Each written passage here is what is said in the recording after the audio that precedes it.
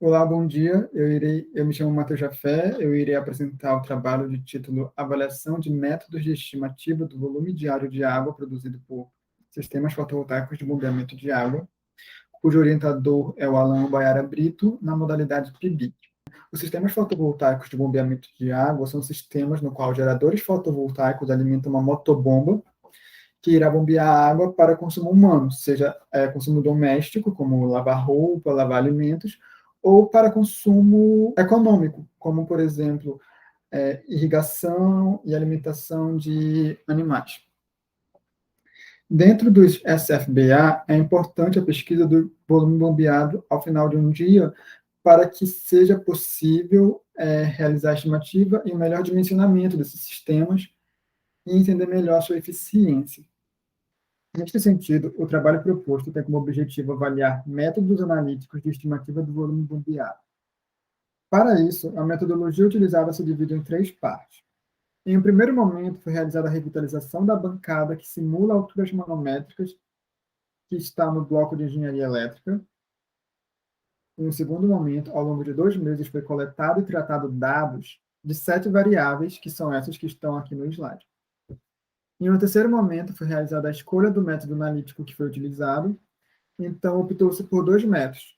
O de Vanderlei dos Santos, que utiliza características de catálogo do equipamento, e um método analítico experimental, que utiliza a determinação da curva de capacidade instantânea da bomba instalada. Para averiguar qual método tem o melhor desempenho, é utilizado o parâmetro erro absoluto médio e o parâmetro raiz do erro médio ao quadrado para os 2 métodos analíticos. Assim, como resultado, a primeira coisa encontrada foi as curvas de capacidade segundo o método de Vanderlei dos Santos. Sendo assim, a imagem na tela representa essa curva para 18 MCA e a equação que representa essa curva. Aqui nós temos a curva para 30 MCA e para 40 MCA, também com suas respectivas equações. E na sequência foi encontrada a curva de capacidade para o método experimental, como pode ser visto aqui nesse gráfico, na qual a curva em azul é para 18 MCA, a em laranja é para 30 MCA e a amarela é para 40 MCA, bem como a equação que descreve cada curva. No total, foram selecionadas 15 amostras, 5 para cada altura manométrica, como pode ser visto nesta tabela. Para cada amostra, foi aplicado os métodos analítico de Vanderlei e o método analítico experimental, sendo que essa tabela ela sintetiza os resultados encontrados. A coluna com o título de VA representa o resultado para o método analítico de Vanderlei, e a coluna com o título de VCR é para o método analítico experimental. Assim, é possível encontrar os desvios e os desvios ao quadrado de cada entre os métodos e o volume realmente bombeado naquele dia, no caso, esta coluna aqui. A partir da tabela anterior, também é possível montar um gráfico que relacione o volume bombeado em função das horas de salpico. Esse gráfico ele apresenta as 9 curvas das horas de salpico, tanto para o volume bombeado real, quanto para os 2 métodos aplicados. E, a partir da tabela anterior, também é possível determinar os parâmetros de erro que foram estipulados para determinar a eficiência.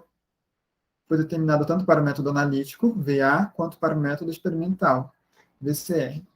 A gente percebe que quanto maior a altura manométrica, maior vai ser o parâmetro RMSE, tanto no caso analítico quanto no caso experimental. Outro ponto importante que foi observado é a influência da irradiação solar nos métodos. Como pode ser observado, quando o dia ele apresenta muita passagem de nuvens, alta nebulosidade e um valor de horas de salpico baixo, como é o caso da primeira imagem do dia 18 de junho, o método analítico de Vanderlei ele apresenta maior probabilidade de dar errado. Mas quando a irradiância diária está mais bem distribuída e com menos passagem de nuvens e um dia mais ensolarado, o erro médio diminui.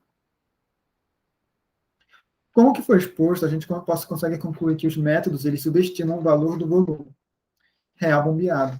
Isso se dá pelo parâmetro MEB, que, como ele apresenta valores negativos para a maioria dos casos, significa dizer que o volume dos métodos analíticos eles estão inferiores ao volume realmente bombeado para a maioria dos casos. Além disso, é perceptível que o método experimental teve melhor desempenho, uma vez que o parâmetro RMSE deu valores menores neste caso.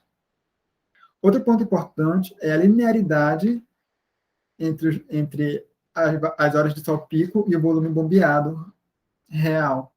Assim, é necessário realizar a avaliação com outros métodos e mais amostras para analisar como os parâmetros se comportam e para ver qual método tem melhor eficiência ao ser aplicado a um SFBA. Outra coisa seria realizar a avaliação com outra motobomba. Por fim, eu gostaria de agradecer ao CNPq pela bolsa concedida e à FAPEAP pelo financiamento da pesquisa. E, por fim, a você que acompanhou até o final. Obrigado.